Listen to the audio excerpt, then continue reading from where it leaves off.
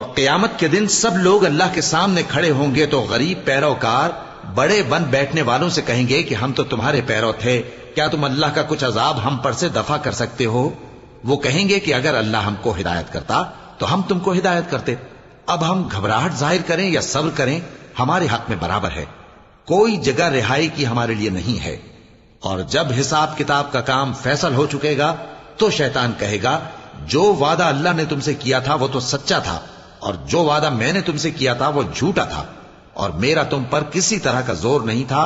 ہاں، میں نے تم کو گمراہی اور باطل کی طرف بلایا تو تم نے جلدی سے اور بے دلیل میرا کہنا مان لیا۔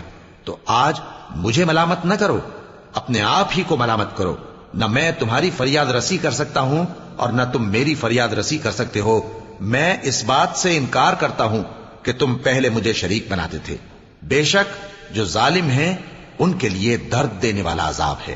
اور جو ایمان لائے اور عمل نیک کرتے رہے وہ بہشتوں میں داخل کیے جائیں گے جن کے نیچے نہریں بہ رہی ہیں۔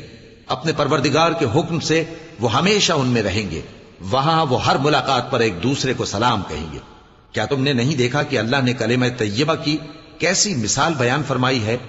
وہ ایسی ہے جیسے پاکیزہ درخت جس کی جڑ مضبوط ہو اور شاخیں آسمان میں پھیلی ہوں۔ وہ اپنے پروردگار کے حکم سے ہر موقع پر پھل لاتا ہو، اور اللہ لوگوں کے لیے مثالیں بیان فرماتا ہے تاکہ وہ نصیحت حاصل کریں۔ اور ناپاک بات یعنی غلط عقیدے کی مثال ناپاک درخت کی سی ہے کہ وہ زمین کے اوپر ہی سے اکھیڑ کر پھینک دیا جائے، اس کو ذرا بھی قرار و ثبات نہیں۔ اللہ مومنوں کے دلوں کو صحیح اور پکی بات سے دنیا کی زندگی میں بھی مضبوط رکھتا ہے اور آخرت میں بھی رکھے گا۔ اور اللہ بے انصافوں کو گمراہ کر دیتا ہے، اور اللہ جو چاہتا ہے کرتا ہے۔